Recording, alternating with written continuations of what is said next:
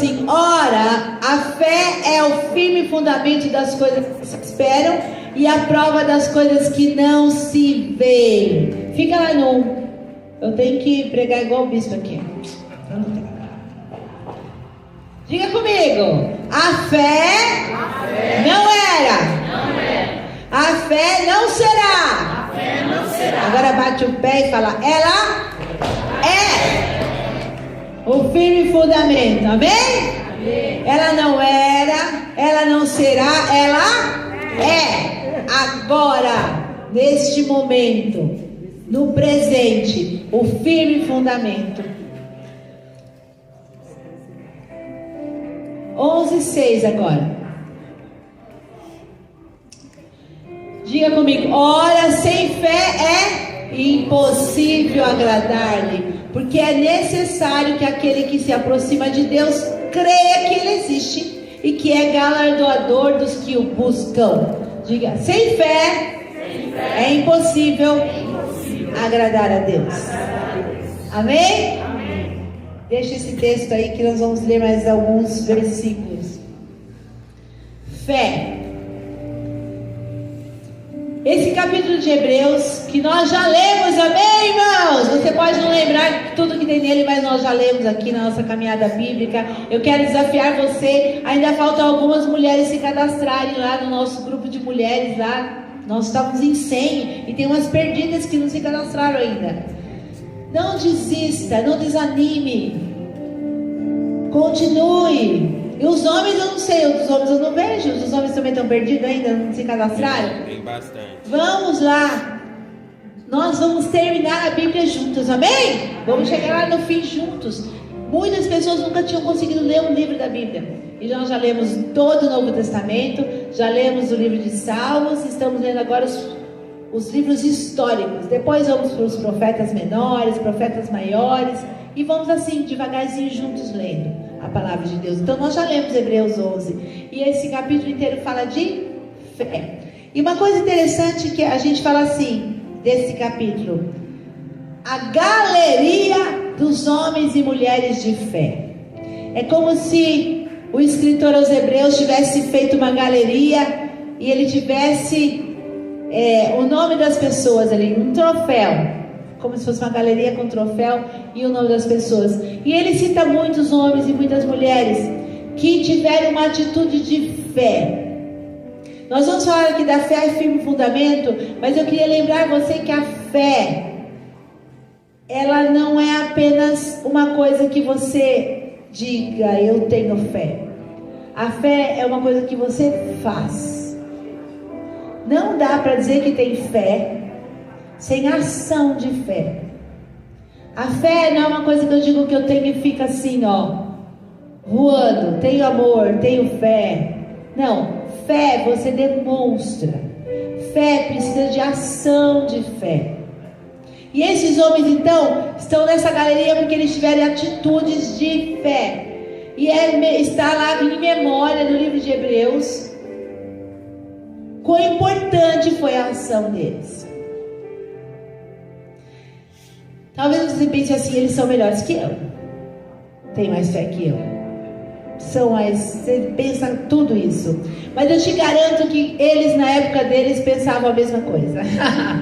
Eles pensavam que era ninguém, eles achavam que não era possível, eles olharam e falaram assim: não vou conseguir. Mas eles tiveram uma atitude de fé, e a fé, que é esse alicerce, esse fundamento, mudou a história deles. Deus tem nos chamado a nascer em fé.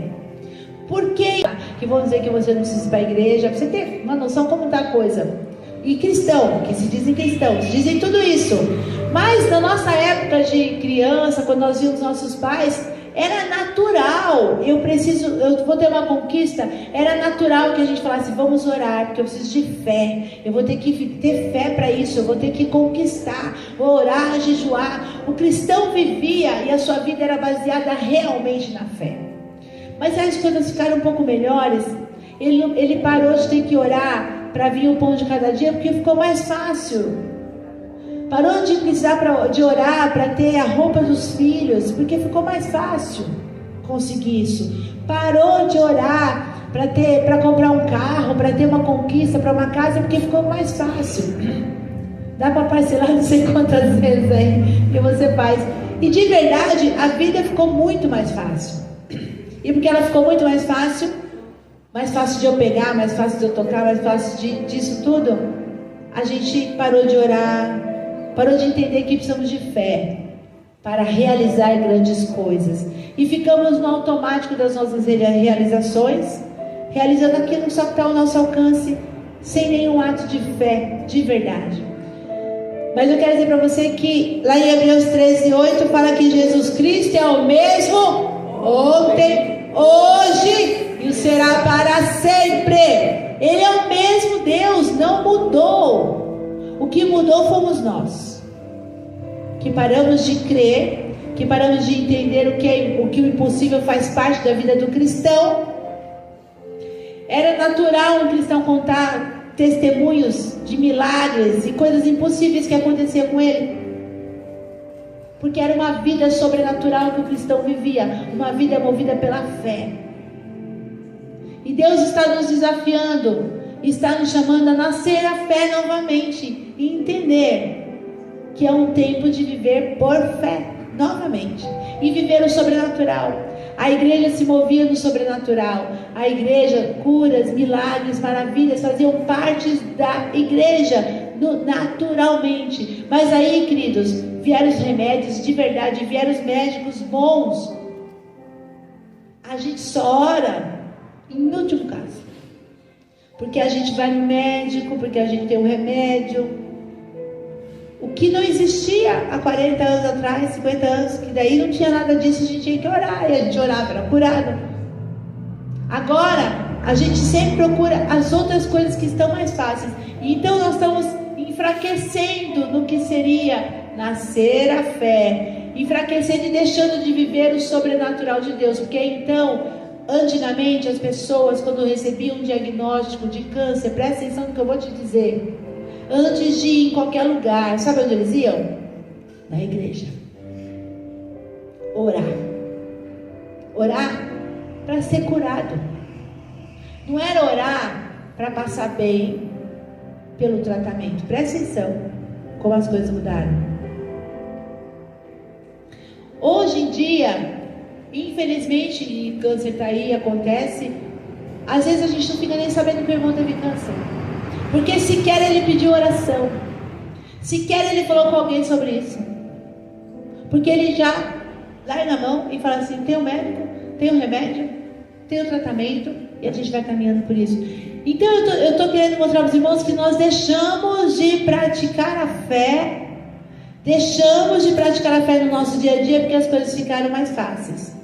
Mas aí que vem o negócio, que aí Deus fala assim: como vai vir o avivamento? Como eu vou voltar? A prova da nossa fé faz parte do crescimento espiritual. Eu sempre conto aqui para os irmãos, todo mundo já ouviu essa história, se alguém não ouviu, vai ouvir, se alguém já ouviu, vai ouvir de novo, né? Mas eu conto ela porque ela é muito simples, muito prática, e me mostrou desde jovem o que é ato de fé.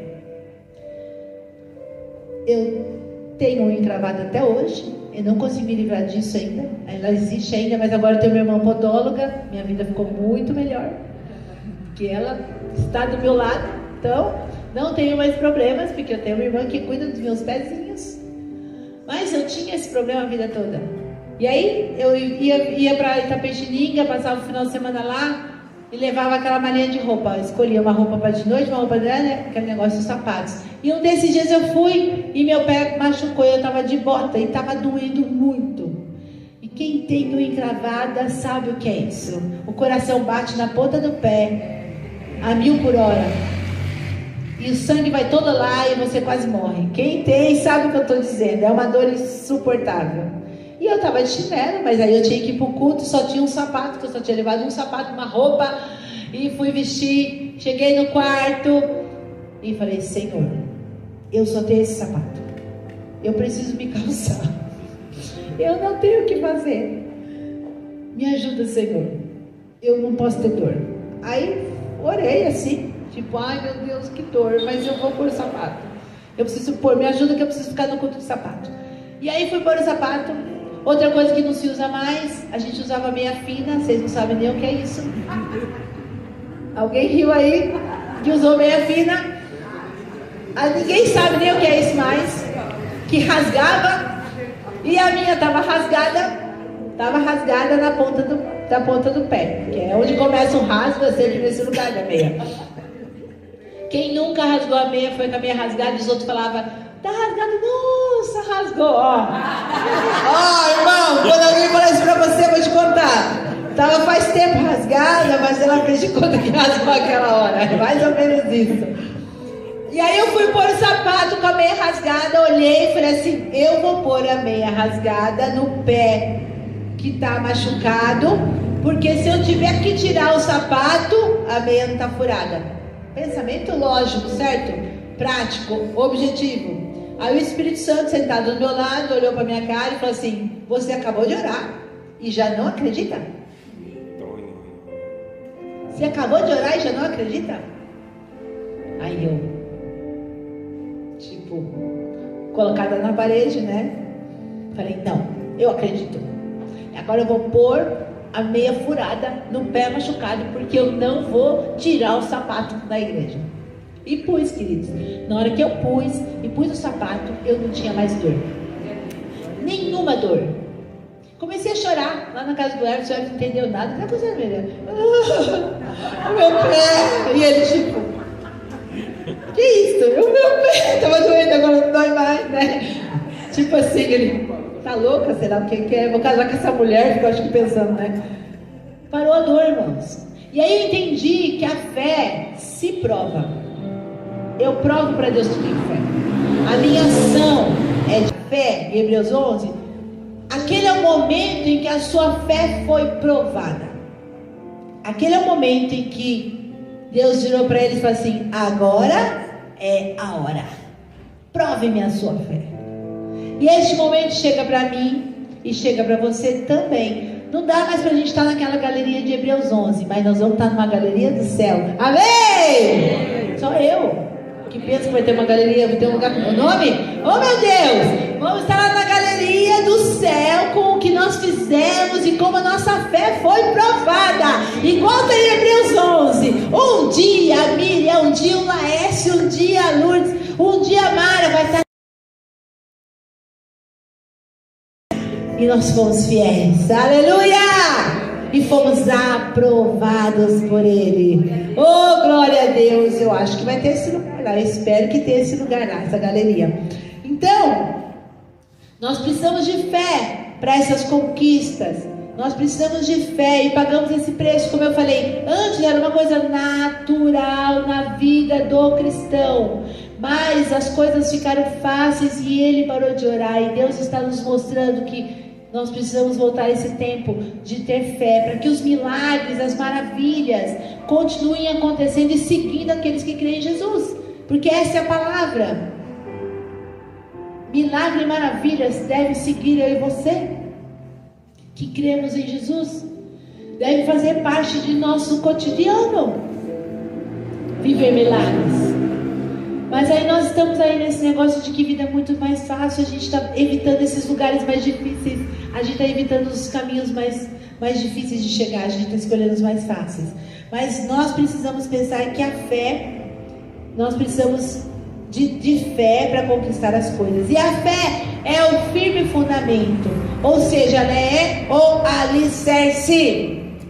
Alicerce. E o que juntou com essa situação das coisas ficarem mais fáceis é que as pessoas pregam uma fé que não está na Bíblia, uma fé de ter. O que eu acabei de falar para os irmãos, que eu tive que provar. A fé verdadeira é a fé que se prova, não é uma fé que se mostra para os outros. Se prova, Deus prova ela, e é entre você e Deus, tá bom? É uma prova entre eu e Ele, entre você e Deus. Mas as pessoas colocaram uma fé que é a fé se mostra. Se eu tenho riquezas, se eu tenho carros, se eu tenho casa, se eu tenho muitos bens, como se eu não tivesse isso, eu não tivesse fé.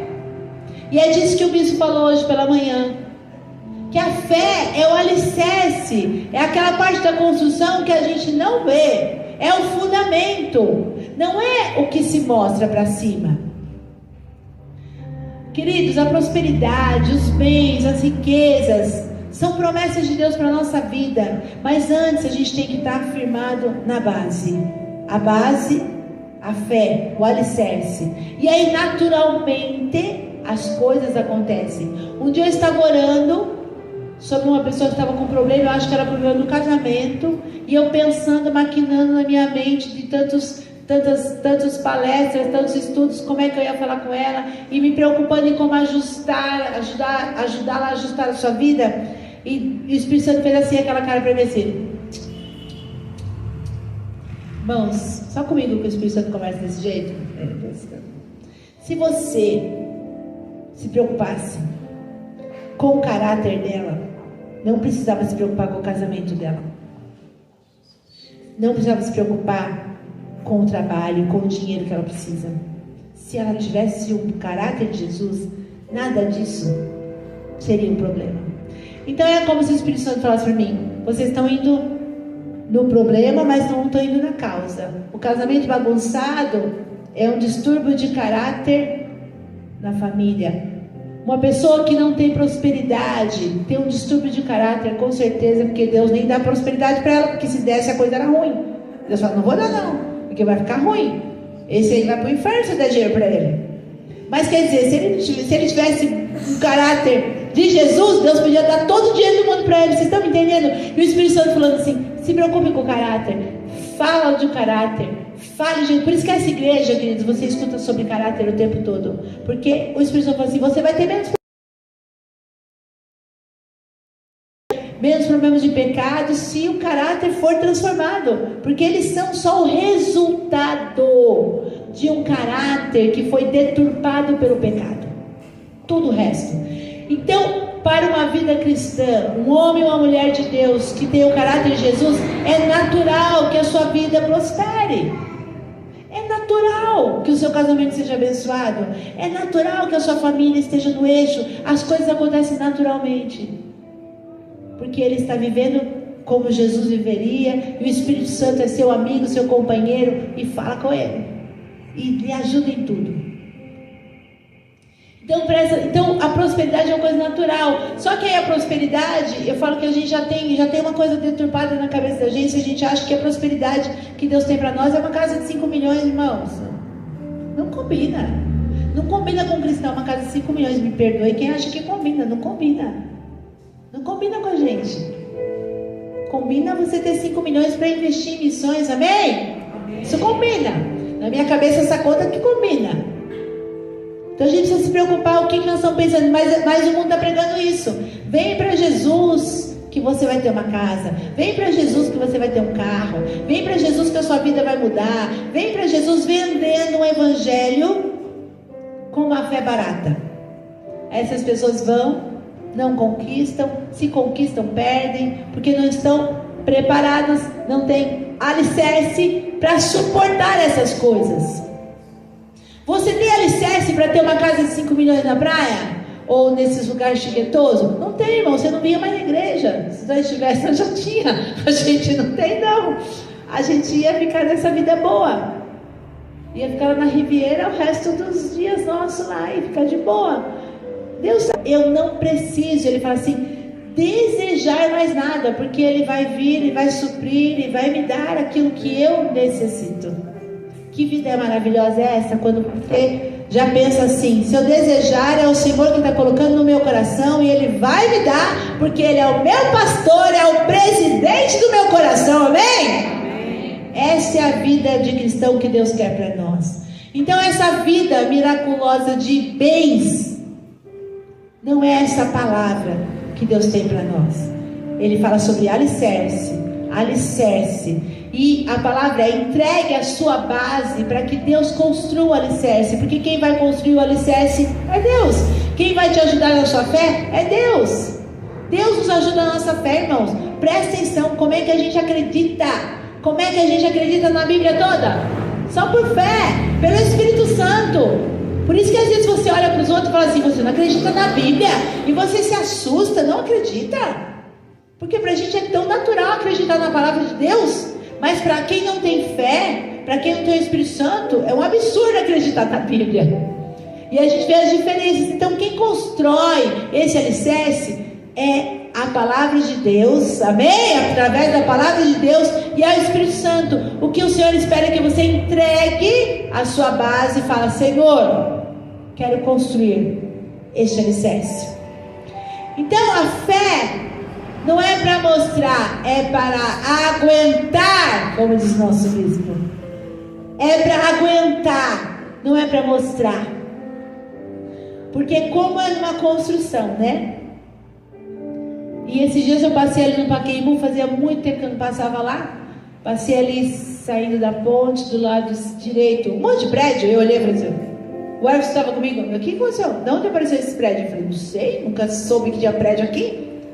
Vários prédios do lado direito ali, um monte de prédio antes da linha do trem. Do nada.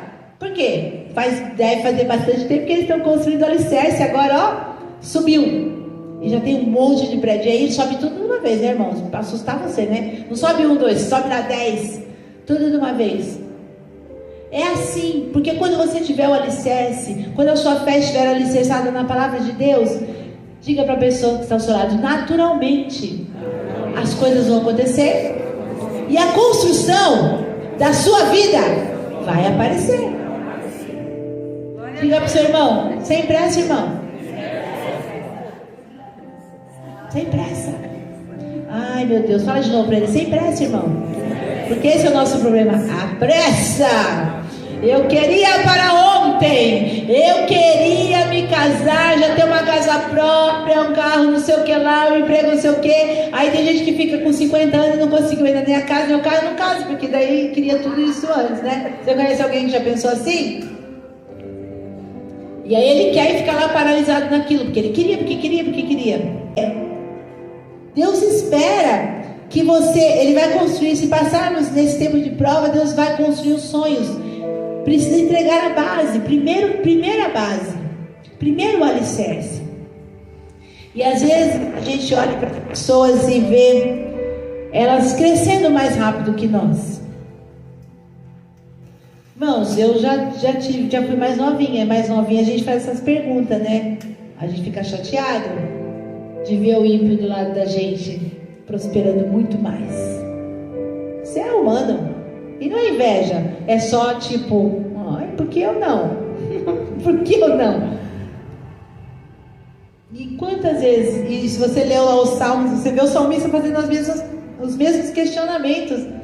Deus, mas o salmo, agora eu não vou lembrar o número, fala assim, mas quando eu entrei na presença de Deus, ele fala, o salmista fala, quando eu entrei na presença de Deus, os meus olhos se abriram e eu pude ver o fim dos ímpios e o fim dos justos. Então quando você tiver esse tipo de dúvida, seu coração se calar, entristecido porque as coisas não estão acontecendo tão rápido para você como você esperava, entre na presença. Entre na presença, que o Senhor vai te mostrar. Fala assim, olha o seu alicerce, está faltando um pouquinho mais. Está faltando uma palavra, mais palavra. Está faltando você se aplicar na sua leitura bíblica. Está faltando você se aplicar na oração. Está faltando você se aplicar na sua célula. Está faltando compaixão. Você quer salvação só para você. Não pense em abrir célula, não pense em ganhar pessoas. Como é que eu vou te dar alguma coisa? Se eu te der alguma coisa, vai se perder, porque você nem compaixão tem ainda. É isso que Deus pensa. Ele está formando o seu caráter, o seu alicerce, para que então você possa ter coisas e não se perder. Ter coisas e não se perder, porque Ele quer nos dar, queridos. Não tem por que Deus não querer te dar o melhor. Ele quer, mas Ele precisa te preparar para que você não se perca. Então a nossa fé, a fé que o mundo está pregando, uma fé barata de ter coisas, não é o que a Bíblia fala. Porque se você ler Hebreus 11 inteiro, você não vai ver nada de ter coisas. Você vai ver de entregas. Abraão que foi lá e entregou Isaac. Vai lá ver os homens que tem ali. Noé que ficou lá 100 anos construindo uma arca cota, firme e forte no mesmo lugar. Esse já foi firme. Não tem coisas. Tem a prova da vida deles, que foi lhe imputado essa graça de Deus e eles venceram. Mas eu e você também temos esse tempo. Temos esse tempo de prova. E é aí que nós precisamos aplicar o nosso coração. Então fé não é para mostrar, fé é para aguentar, como uma construção. E Deus tem nos falado assim: olhe para trás, todas as suas orações, todos os seus clamores são sim um cimento. Fala aí, irmão, porque o bispo sabe falar essas coisas, eu não sei falar essas coisas. Cimento, o que mais que põe no alicerce? Areia, pedra. Cada oração, cada clamor que você entregou nos últimos 10, 15, 25 anos não foram jogados fora, estão lá no seu alicerce, deixando você mais forte, para que então você possa construir todos os sonhos em cima de um alicerce e não se perder, porque o problema é se perder. O problema é isso. Deus não quer que você se perca de maneira nenhuma. Amém? Quando então vem as provas, como eu falei lá, olhe na galeria de Hebreus 11, você vai ver que eles entregaram coisas. Os homens de Deus tiveram que provar a sua fé, porque a fé é provada. Deus espera, quando o alicerce estiver ali, irmão, pá, finalizou. Tá bonito. Tá bonito. Deus vai provar a sua fé, para que então ele possa começar a construir os sonhos dele na sua vida. E é neste momento que eu quero que você aplique o seu coração e estar preparado para este dia, o dia da prova, para então ser aprovado. Os irmãos sabem que meus discípulos escutam isso o tempo todo. Eu falo: irmão, passa pela prova. Mas irmão, vamos aprovar? Porque essa lição a gente não quer repetir. Eu, quando passo por uma situação difícil, eu já dobro meu joelho e falo: Espírito Santo, me ajuda a ter a reação certa, a ação correta, o que o Senhor espera, porque eu não quero repetir essa lição. Porque o Senhor nos quer obreiros aprovados. E como Deus não reprova ninguém, o que Ele faz? Repete a lição. Repete a lição. Aí tem gente que faz 20 anos que faz a mesma lição, porque faz 20 anos que ele tem a reação errada, a ação errada, não tem um ato de fé, e Deus não consegue aprovar o alicerce dele. É como se o engenheiro Espírito Santo passasse para ver a obra. O engenheiro Espírito Santo passou para ver a obra do Modesto. Deu ainda não, Modesto. Vou passar de novo. Daqui a pouco eu volto. Um ano depois ele volta. A alicerce não está pronto, Modesto. Vamos repetir. Parece uma brincadeira, mas é isso que acontece. Tem gente que fica 20 anos na igreja, 20 anos sem conquista, 20 anos sem crescer, sem nenhum crescimento espiritual, sem nenhum crescimento material, sem nenhum crescimento de nada, porque ele está repetindo lição, porque a reação dele nunca é a reação que Deus espera. Aplique o seu coração à palavra de Deus, aplique seu coração à comunhão com o Espírito Santo, para que a sua reação seja a correta, na mesma situação, porque ela vai se repetir até que você seja aprovado, porque só depois que você for aprovado, só depois que o Espírito Santo passar fazendo a vistoria do seu alicerce, é que a construção do que as pessoas vão ver vai começar. Porque se você tiver fé, e se a sua fé for esse alicerce firmado na palavra de Deus, no Espírito Santo, na comunhão com Deus, na presença de Deus, é certo que haverá uma grande construção. É certo que as pessoas verão aquilo que elas nem imaginavam que ia acontecer na sua vida. Diga para o seu irmão: quem diria que o Senhor faria tudo isso na sua vida? É isso que você vai ouvir. É isso que o salmista fala no Salmo 126. Quem diria? Porque as pessoas olharam e falaram assim: quem diria que isso ia acontecer? Lá do Peri, pode vir alguma coisa boa deste lugar? Sim, sou eu. Pode vir alguma coisa boa desse lugar?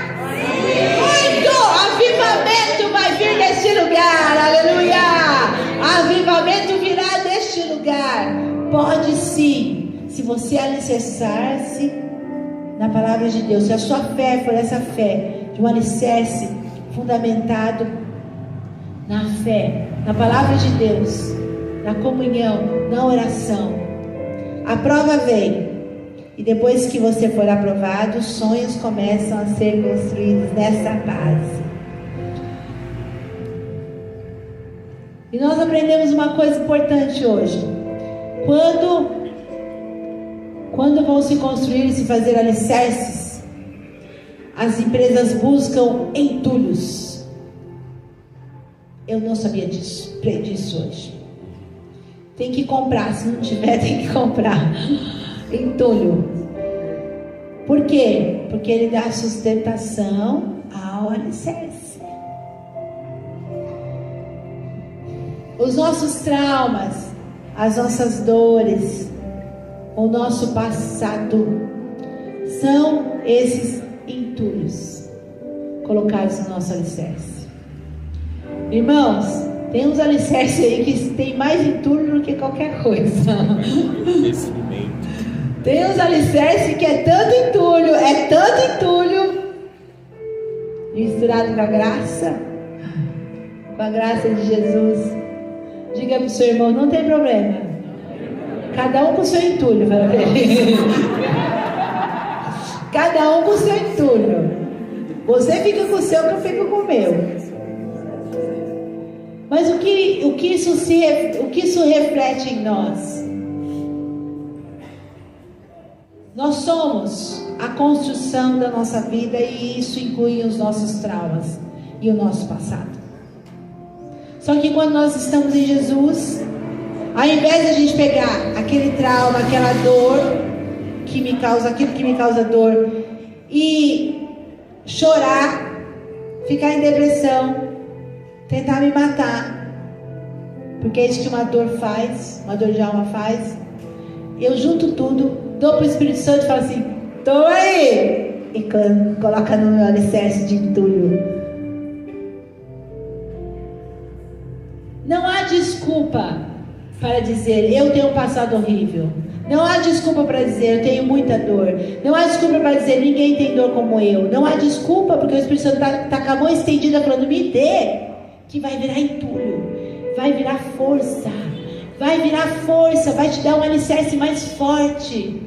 Você vai ver isso acontecer. Mas tem gente que agarra e fica agarrado, com entulho não era não. Vocês já viram no Facebook um médico, acho que é médico, que faz umas coisinhas mostrando quando você bebe água, e aí o rim está sempre agarrado com uma pedra? Vocês já viram isso no Facebook? Alguém já viu esse cara? É uma farra. Ele diz, quando você quer ir no banheiro, quando você come, o que o estômago faz, quando você toma remédio, ele fala várias coisas. E aí o rim, você sabe que é o rim, porque ele está sempre agarrado com uma pedra. O rim, quando o rim aparece no filminho dele, o rim está com uma pedra agarrada, porque o rim, se não tiver água, é esse órgão que vai produzir pedra. Então ele está sempre agarrado com uma pedra. Aí tem gente que está assim, o Espírito Santo querendo pegar os entulhos e eles agarrados. Igual esse rim agarrado com a pedra, não vou largar a pedra, não larga a pedra, não larga a pedra. E não larga, ao invés de largar a dor, ao invés de entregar para o Espírito Santo, fica lá. E aí fica preso naquele lugar, naquela vida, naquele passado. O Espírito Santo te convida hoje a entregar todos esses traumas e dores, para que hoje sejam colocados no seu alicerce como entulho, como alguma coisa que vai te deixar forte, uma causa para a sua vida, para te fortalecer, não para te matar. Fica de pé no seu lugar.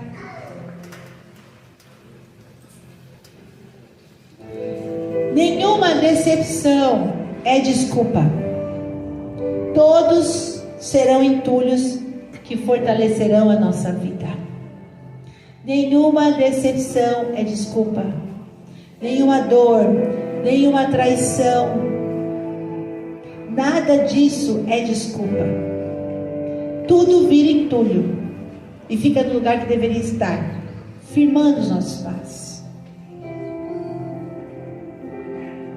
Nós vemos hoje, queridos, Pessoas que têm uma vida muito boa, muito melhor que a minha e que a sua, sofrendo de traumas e dores psicológicas, e crianças, filhinhos de papai, como a gente fala, né? Nós que é pobre fala filhinho de papai, que tem tudo, tendo dores insuportáveis na alma, insuportáveis, porque eles são vazios, eles não têm alicerce, eles só têm as coisas. E aí coisas, construção sem alicerce, o que acontece? Cai. Construção sem alicerce cai. Esses dias eu vi na internet uma construção lá, que o prédio de uns 7, 8 andares só fez assim, pá, pá, caiu pro lado. Fez assim, pá, caiu pro lado. É uma construção mais mal feita. Aí eles falam assim, um dos maiores micos de engenharia e gastos absurdos para tentar refazer aquilo, só caiu. Por quê? O alicerce estava errado. Algum material errado foi usado.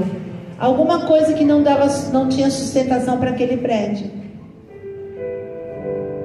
Essas pessoas cheias de riquezas são assim. Elas só têm para cima, mas não tem nada para baixo. E aí as crianças estão lá morrendo dentro delas porque elas não têm um alicerce, não têm estrutura. Aí rompem com pais, vira um bicho grilo, larga tudo e vai viver na praia sem nada. E você querendo ter todo o dinheiro dele, ele lá vivendo na praia sem nada. E você queria só um pouquinho, ele lá sem nada porque não quer nada, porque não tem estrutura para suportar essa construção. A fé é esse firme fundamento, é esse alicerce que estrutura a sua vida para viver os planos e propósitos de Deus, sem cair, sem destruir.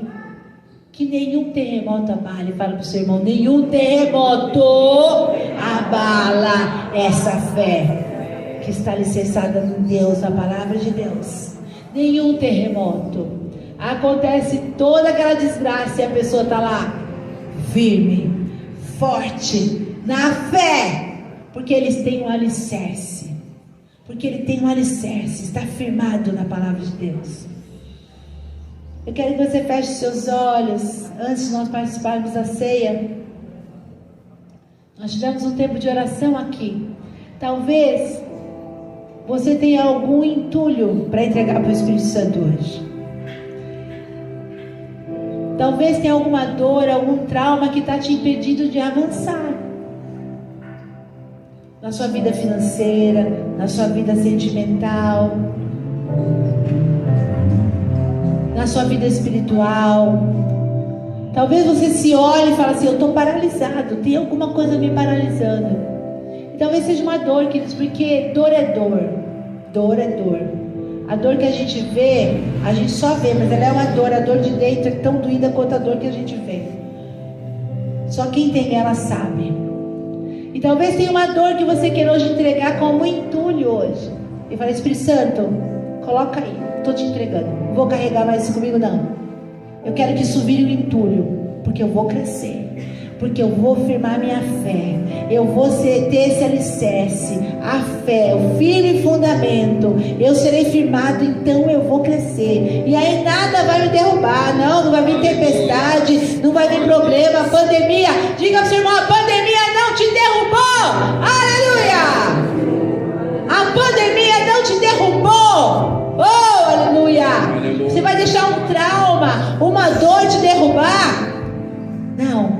Feche seus olhos. Eu quero dar a oportunidade para você vir aqui e orar com você. Essa entrega, você vai vir aqui tipo: Espírito Santo, estou entregando como entulho. Coloca no meu alicerce. Queria que todos fechassem os olhos e você pudesse vir aqui naturalmente fazer essa entrega. Eu preciso entregar essa dor, eu preciso entregar esse trauma, porque eu quero que ele vire entulho. Eu quero que ele firme a minha vida. Eu quero que ele seja esse alicerce que firma a minha vida. Eu não quero mais que ele interrompa os seus planos sobre mim. Eu não quero que ele me impeça mais de chegar onde eu deveria chegar. Eu quero deixar aqui como entulho. Espírito Santo, cuida disso para mim. Cuida disso para mim. Coloca no meu alicerce. Porque eu sei que quando a construção começar, oh, aleluia!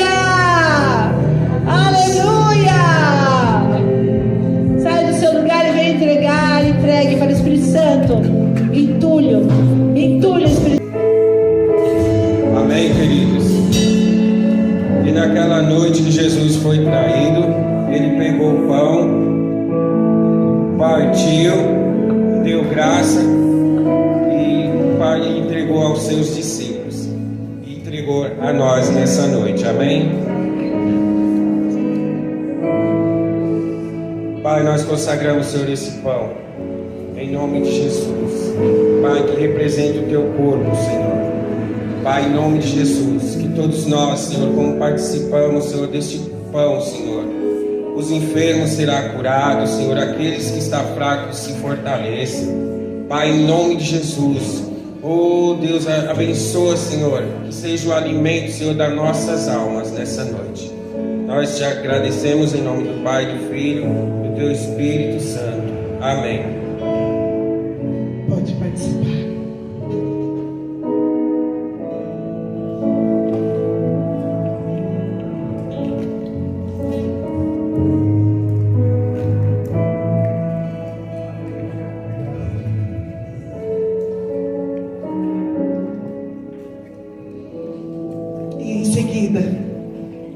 Você já conseguiu abrir o seu? E em seguida, ele tomou o cálice.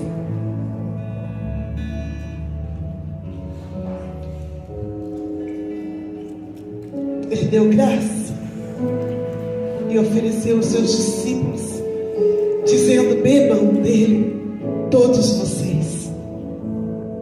Esse é o meu sangue. Esse é o sangue da aliança,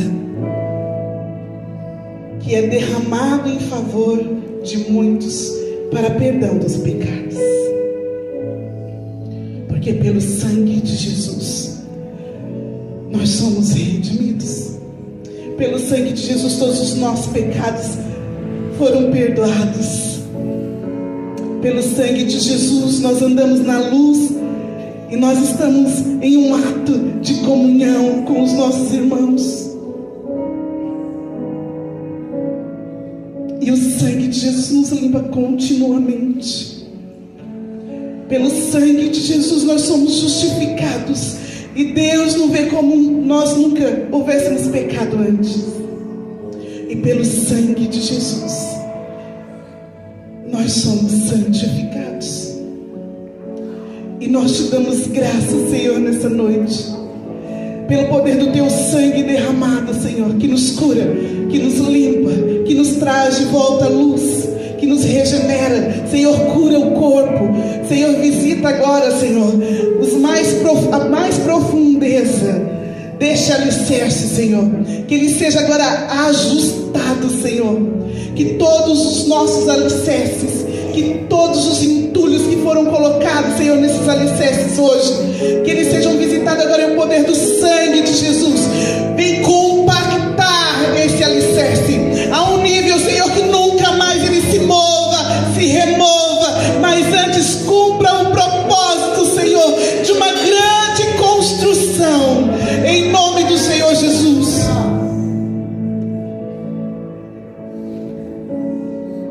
Obrigada, Jesus, por este sangue derramado. E nós tomamos em memória, Senhor, em gratidão pelo teu amor, todo o teu amor por nós. Tomai.